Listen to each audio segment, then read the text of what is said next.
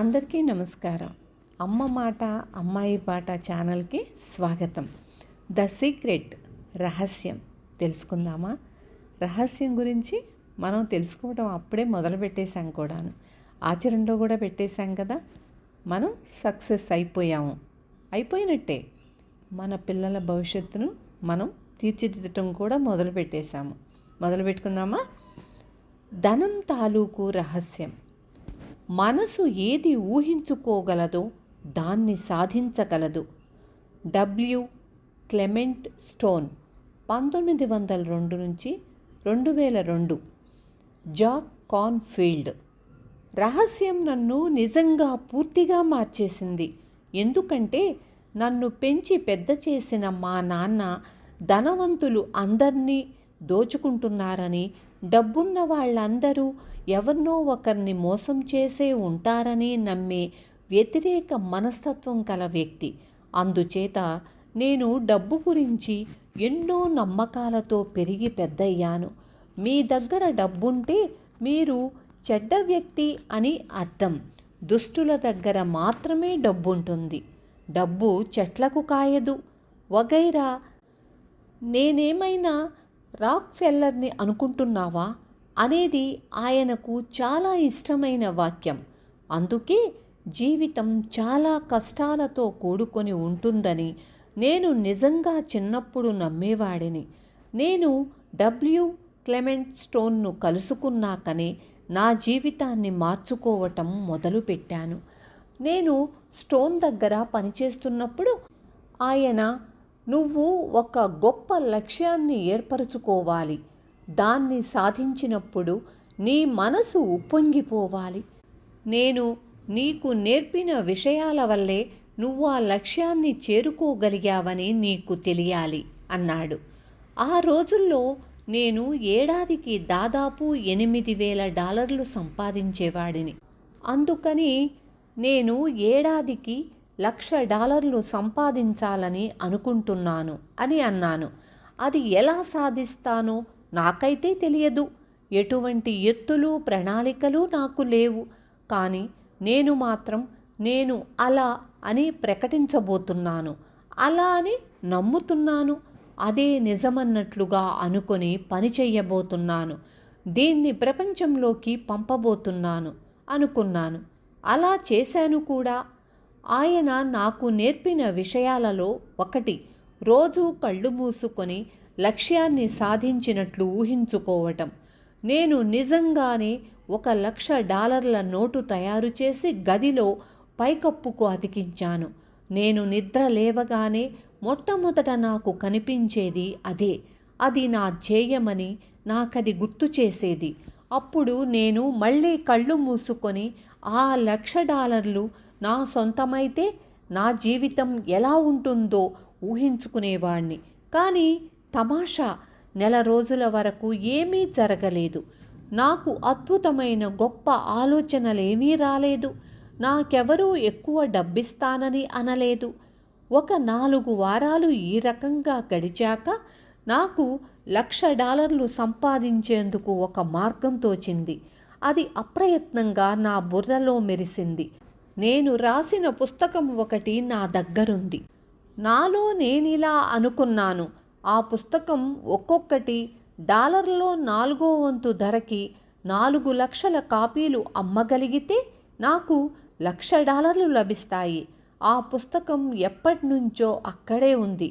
కానీ నాకు ఆ ఆలోచన రాలేదు. రహస్యాలలో ఒకటి, మీ మనసులోకి అనుకోకుండా వచ్చే ఆలోచనని మీరు నమ్మి దాన్ని ఆచరణలో పెట్టాలి. 4 లక్షల కాపీలను ఎలా అమ్మాలో నాకు తెలియదు. అప్పుడు సూపర్ బజారులో నాకు నేషనల్ ఎంక్వైరర్ కనిపించింది.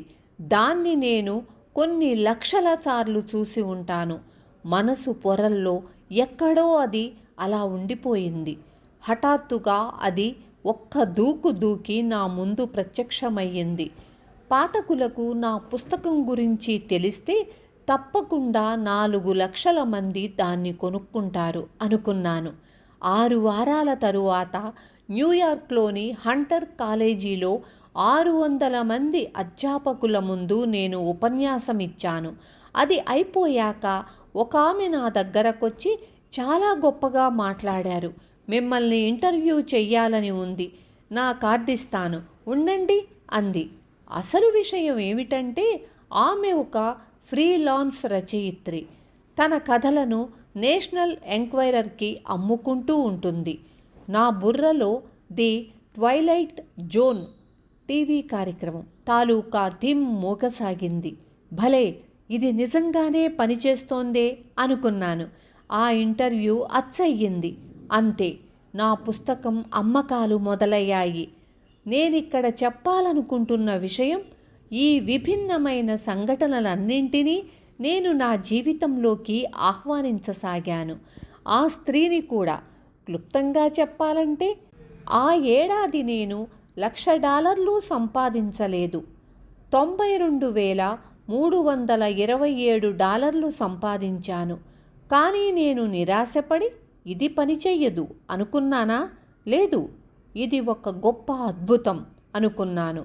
నా భార్య నాతో $1,00,000 విషయంలో ఇది పనిచేస్తే $10,00,000 మాత్రం పనిచెయ్యదా అంది.